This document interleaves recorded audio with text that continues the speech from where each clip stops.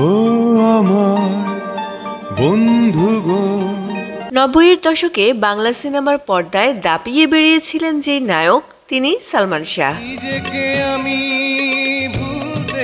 তার উপস্থিতিতে বদলে গিয়েছিল ঢালিউডের গল্প আর নায়কের সংজ্ঞা।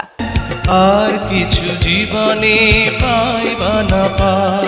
তবে তার শেষ বিদায় এমন এক রহস্য যা আজও অনেকের মনে জেগে আছে নীরব স্মৃতিবেদনা হয়ে।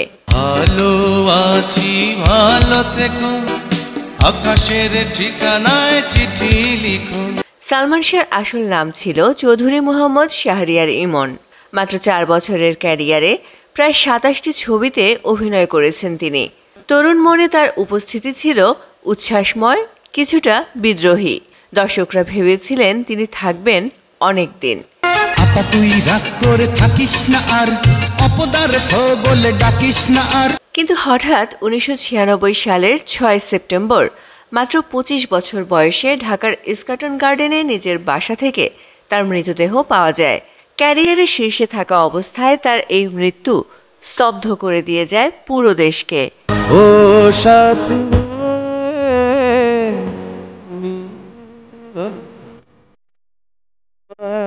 সালমান আত্মহত্যা করে নাই, সালমান খুন হয়েছে। আমার হাজবেন্ড এটা করাইছে আমার বাইরে দিয়ে। তার মৃত্যুকে প্রথমেই বলা হয় আত্মহত্যা, কিন্তু সালমানের পরিবার ও ভক্তরা এখনো বিশ্বাস করে এটি পরিকল্পিত হত্যা ছিল। এই হত্যাকাণ্ড ডনের সাথে সামিরার হাত আছে, নিশ্চিত হাত আছে, জড়িত আছে। ডন সালমান শাহর অগোচরে ইস্কাটন বাসা আসা যাওয়া করতো। এটা রাজসাক্ষী আবুলকে ধরলে এই ঘটনার উৎঘাটন হবে। 1997 সালে সালমানের পিতা কমরউদ্দিন চৌধুরী একটি হত্যা মামলা দায়ের করেন। সে সময় মামলার এজাহারে কয়েকজনের নাম উল্লেখ করা হয়, যাদের মধ্যে ছিলেন সালমানের স্ত্রী সামিরা হক, শাশুড়ি লতিফা হক লুসি এবং কয়েকজন ঘনিষ্ঠ পরিচিত জন। মামলার সাথে যারা জড়িত সবাইকে বলবো, আপনারা আপনাদের নিজেদের স্থান থেকে যা করেছেন তার জন্য আল্লাহর কাছে মাপ চান। আমরা আপনাদেরকে মাফ করে দেব। বিগত প্রায় 3 দশকে একাধিক তদন্ত হয়। সম্প্রতি 20 অক্টোবর 2025 তারিখে আদালত নির্দেশ দিয়েছে এই ঘটনাকে হত্যা মামলা হিসেবে রূপান্তরিত করার। কিন্তু আজ আদালত যখন আমাদের রায় দিয়েছেন আমাদের পক্ষে যে এটা আসলে একটা হত্যা মামলা, তার মানে এই 25 বছরতে তারা যে সময় ক্ষেপণ করেছেন এবং ভুল রিপোর্ট দিয়েছেন, যে সঠিকভাবে তদন্ত করেন নাই, সেটা আজকে প্রমাণিত হয়েছে। এখন পরবর্তী সময়ে এই মামলার যে প্রধান আসামি যে সামিরা হক এবং আজিজ মোহাম্মদ ভাই 2 নম্বর আসামি, ডন সহ অন্যান্য যারা আসামি আছেন তাদের প্রতি ব্যবস্থা নেওয়ার জন্য আদালত এক নির্দেশনা দিয়েছেন। আদালতের নির্দেশে সালমান শাহর মামা আলমগীর কুমকুম 21 অক্টোবর 11 জনকে সন্দেহভাজন আসামি করে হত্যা মামলা দায়ের করেন রমনা থানায়। এবার আসামিদের দেশত্যাগে নিষেধাজ্ঞা জারি করা হয়েছে।